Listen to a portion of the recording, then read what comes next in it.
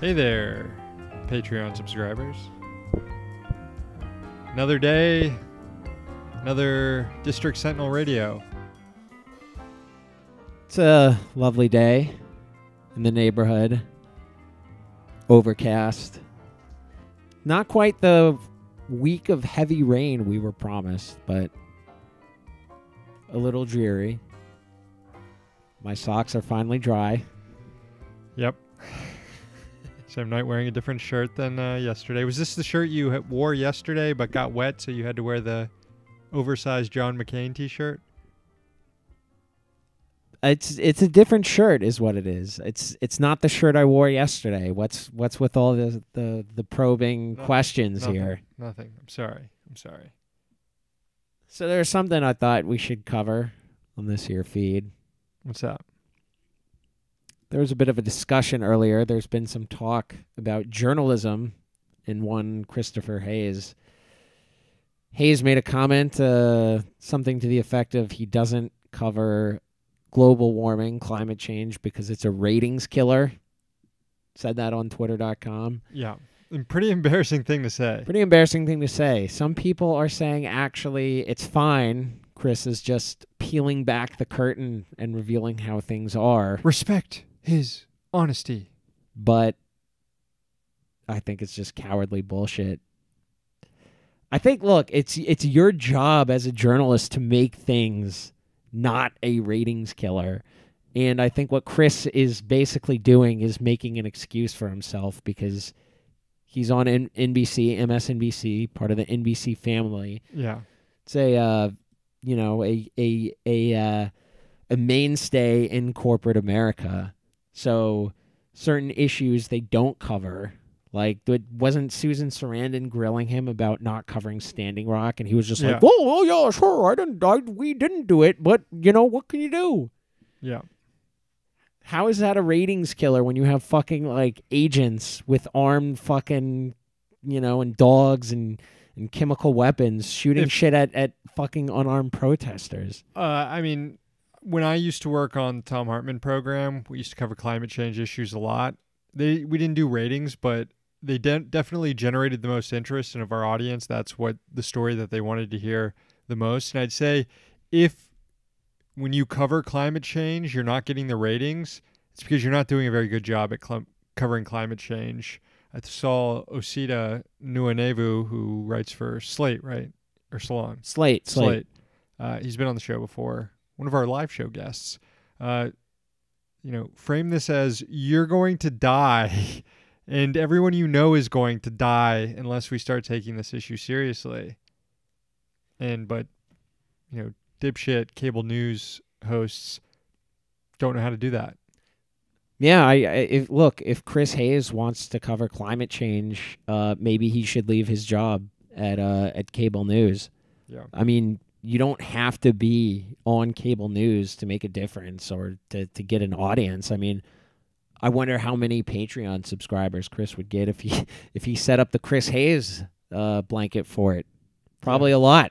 And guess what? He wouldn't have to fucking tailor to some things that make him all backed into a corner and weaselly and mealy mouth and be like, well, I just can't cover climate change. Yeah, we're in the midst of the hysteria around state media outlets like RT and how they poison the discourse with stories, with anti-fracking stories to advance Putin's agenda.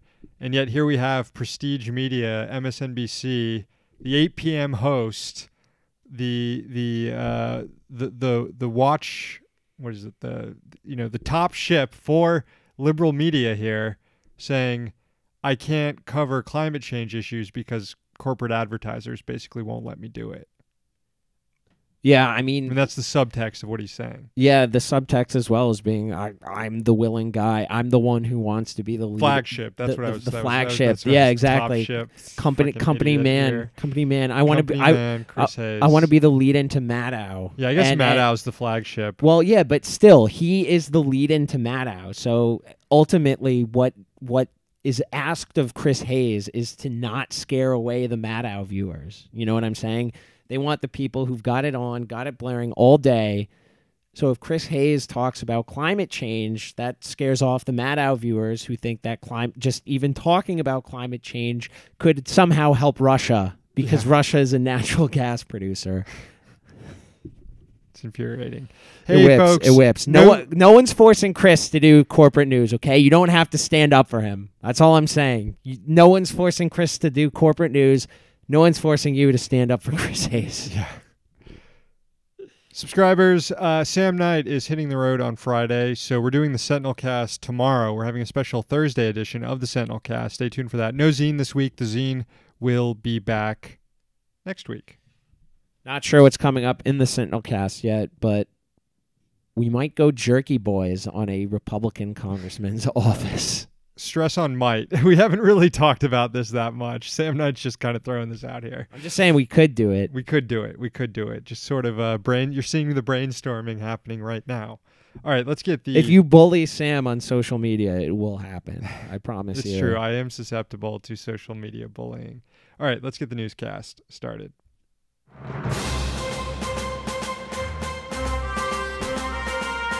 This is District Sentinel Radio, the newscast of record for the left.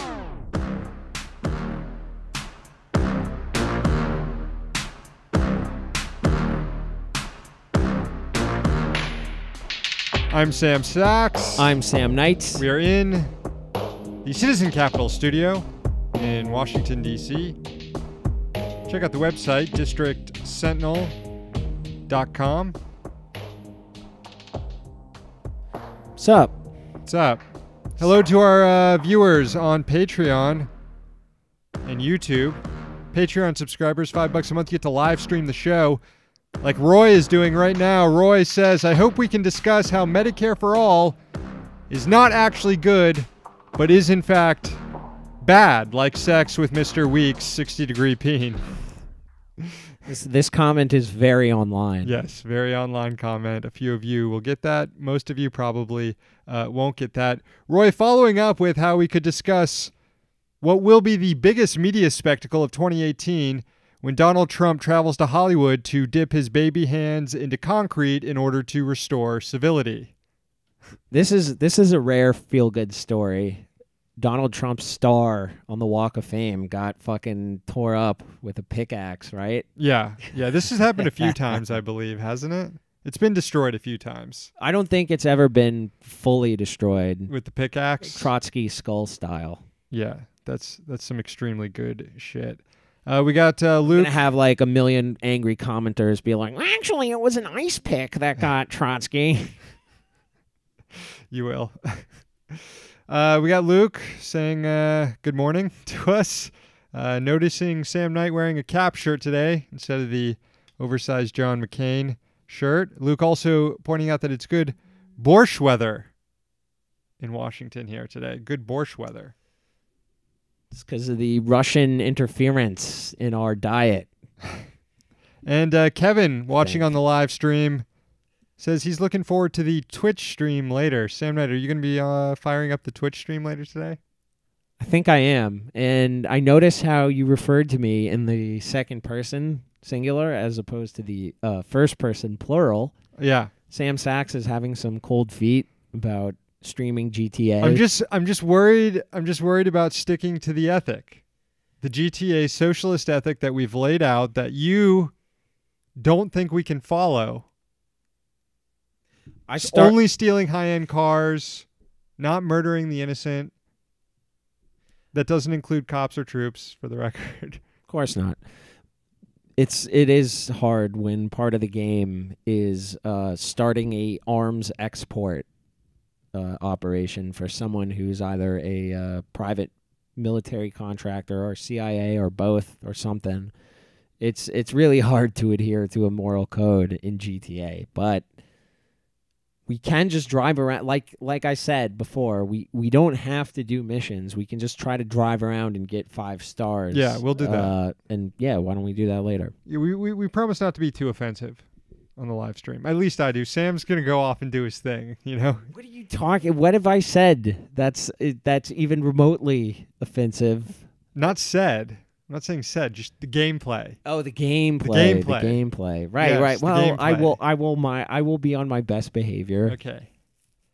We got a Patrick who wants to know, would Sam Knight wear an Alex Jonestown Massacre shirt if one got sent to him? I think that I would, for sure. He would. He would take free shirts in general. They also played I will too. Alex Jonestown Massacre played at the Richmond show that we did, the benefit for the Richmond DSA, the brake light. That's true. Yes. I forgot about that. They did. That was a great show. That was a lot Richmond of fun. rules. I had a great time down there. Yeah. Of course, as I said, $5 a month on Patreon. You can view the live stream of the show. You also get your own poem read on the air. I'm going to read one right now for a new subscriber. That's not the poetry music. Big fuck up. There we go. That will be edited out for the actual stream. You viewers get to see that.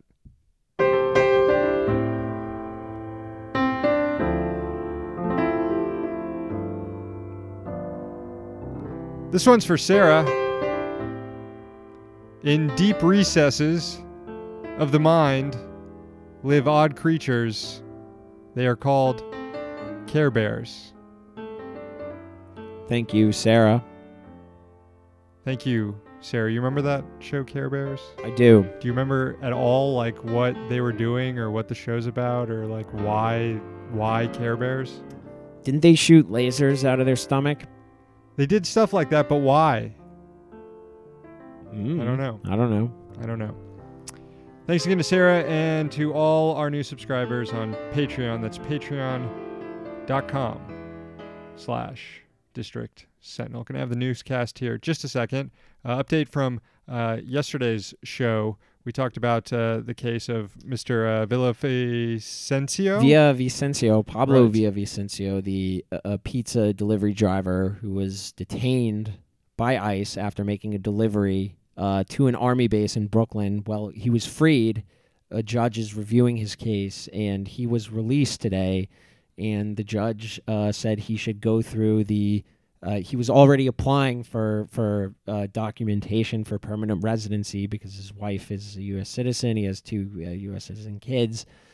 And yeah, so it looks like at least there will be a happy ending here, and that's pretty good. Yeah, good news to kick things off here. Sorry. Go ahead. I was just going to say another interesting story, not unrelated, is there was a Pew poll that came out yesterday polling people about all their opinions on all the agencies, and the only agency with negative opinions about it was ICE. Net negative. The only agency. It's ICE. working. It's working, folks. It is working. It's working. It's also showing the centrists are blathering about nothing when they say abolish ICE is going to ruin the Democrats. Sorry, I had to get that in there. It's Wednesday, July 25th, 2018. Here's the news.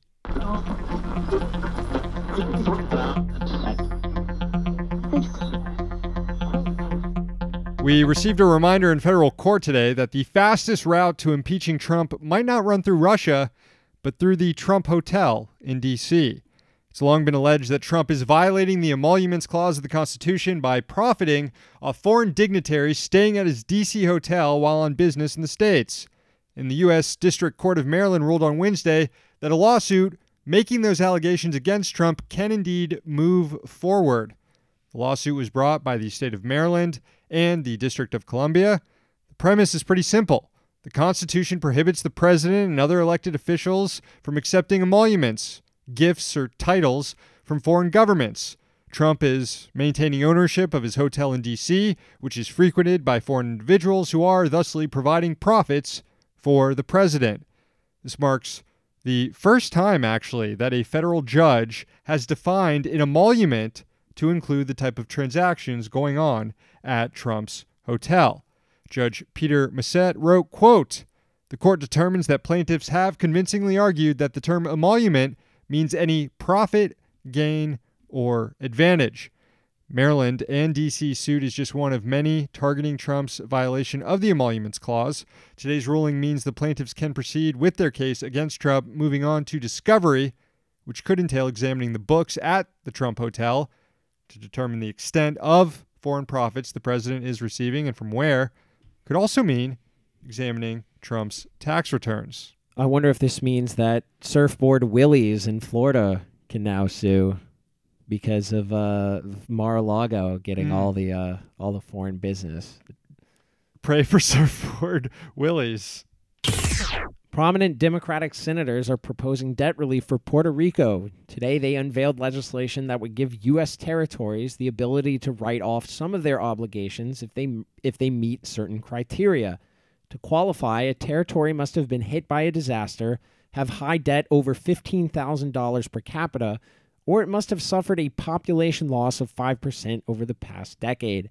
Territories will need to tick 2 out of these 3 boxes to qualify for relief under the bill. Puerto Rico checks all 3. Before Hurricane Maria devastated the island last year, it had $17,000 in public debt per capita. That's according to CNBC. The bill would also propose $15 billion in relief to people who owe money to the Puerto Rican government. It carves out as ineligible for assistance in this program, quote, hedge funds and their investors, bond insurers, and many large financial firms. Not a bad footnote there. Raising the possibility that this legislation will eventually one day become law, major 2020 contenders are co-sponsors. We have Bernie Sanders, Kirsten Gillibrand, and Kamala Harris. Elizabeth Warren is also a co-sponsor. As The Intercept noted today, all 4 have previously proposed a $146 billion Marshall Plan-style recovery package for Puerto Rico. Until now, they had not backed debt relief. Total debt relief for Puerto Rico and everyone else, for that matter. The Government Accountability Office, an internal watchdog, informed Congress that federal IT systems are still at high risk of a cybersecurity threat. Federal cybersecurity has been designated a high-risk area by the GAO since 1997.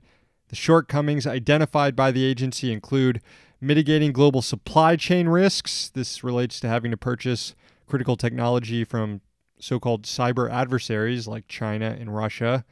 Also, the government is falling short on ensuring the security of emerging technologies like the Internet of Things, addressing workforce management challenges, protecting critical infrastructure, and sensitive data protection.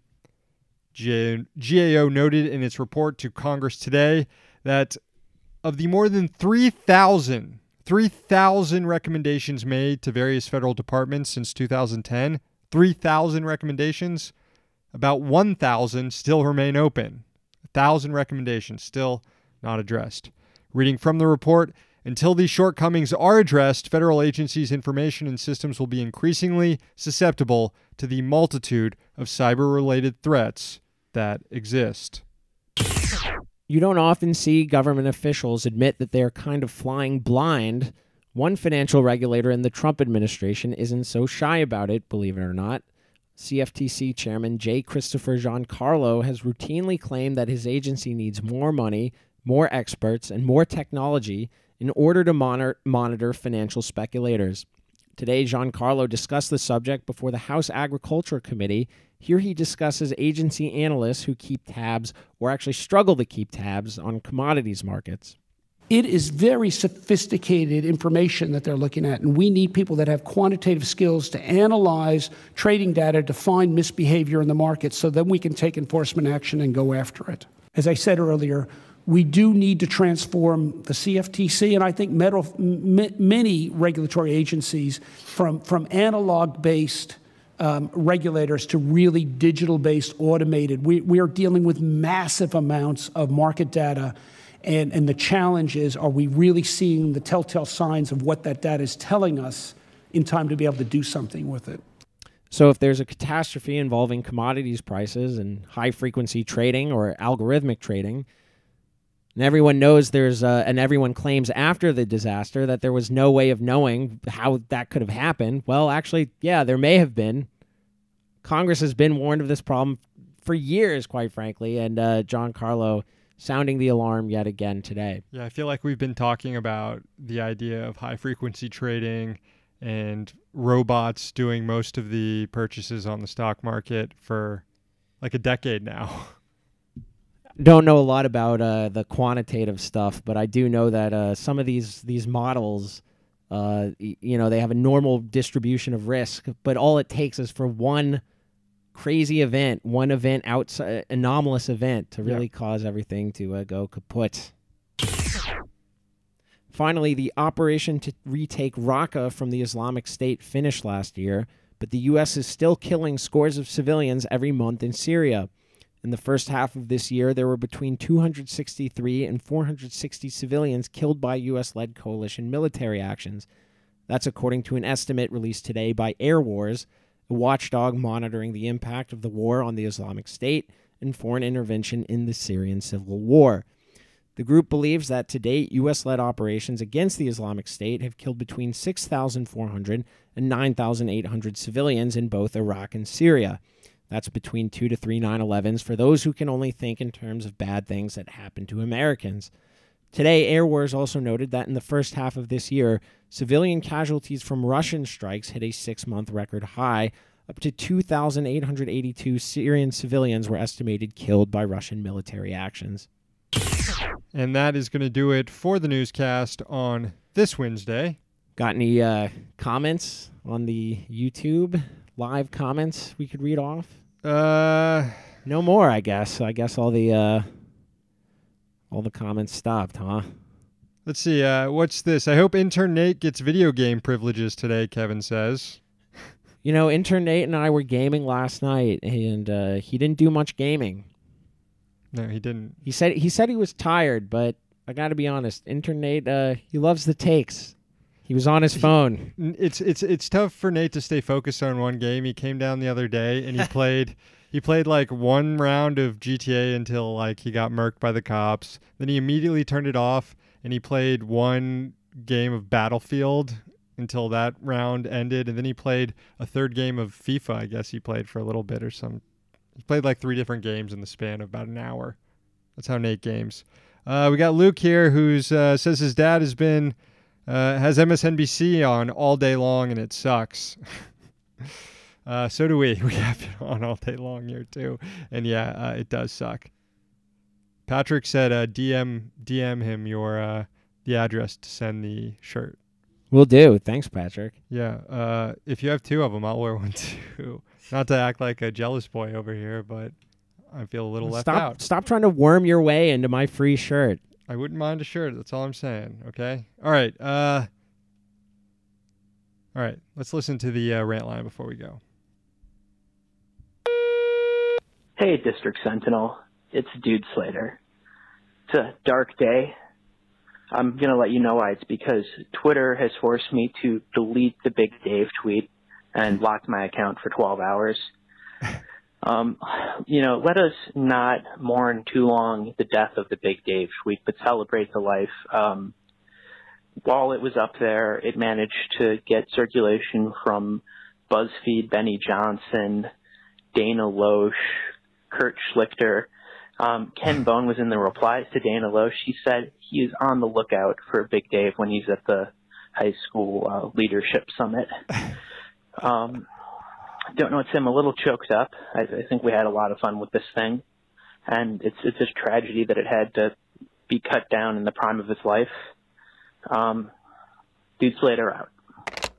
Good work on that, Dude Slater. And I just imagine Ken Bone walking around that conference, ready to be the enforcer, ready to protect teenagers from a fictional character with a baseball bat and barbed wire. Ken Bone. Remember when people believed the conceit for 5 weeks or whatever that Ken Bone was actually an undecided voter? Yeah. Again, good work, Dude Slater. I think he was doing that on assignment from Vox, actually. So, nice. Hey, guys. So I actually meant to call in a couple weeks ago about this when you guys were talking about Brett Kavanaugh and these D.C. area private schools that all the political elites send their kids to. So apparently the private school that I went to in the D.C. area was the one that all the neocons sent their kids to because in the year 2002, I was in the same class as one of Douglas Fife's kids one of David Fromm's kids and one of David Brooks's kids. So Oof. I'm thinking that if in 2002 the school had burned down during the parent-teacher conferences, there probably wouldn't have been an Iraq war. So just thought you guys should know that, and have a good one. Interesting bit of information there. Call back and let us know how many of them smoked weed that you know of. Let us know on air. That sounds like pretty interesting information. I seem to remember some girls in my high school once reported that Bill Frist's son hit on them in Chipotle, or so some asshole senator's son was like, "Do you know who my dad is?" Bill Frist's problematic son here. Okay. Now I feel bad because, what if it wasn't him or whatever? But I should have just said some senator, but. Alleged. Come sue us. It wasn't, whatever. Yes, please don't sue us. Before Actually, we go, do. Patrick, who offering Sam Knight the shirts, said that he thought that I didn't like live bands, which is kind of true, but I do like T-shirts. So feel free to send me one. I'll wear it on air. That's going to do it for the show. Thank you for watching. Thank you for supporting our little project. Call the rant line 202-684-6108. Sponsors of the show include the Congressional Dish podcast, hosted by Jen Briney. Find it at congressionaldish.com. Other sponsors, levelnews.org and Citizen Capital. Subscribe to the podcast on iTunes, SoundCloud, Stitcher, or tune in by searching for District Sentinel Radio. Give us a review, give us a rating. Tell your friends to listen. The Newscast, it's back next week. The Sentinel Cast is coming out on Thursday for subscribers. Patreon.com/District Sentinel. We're here in DC, so you don't have to be.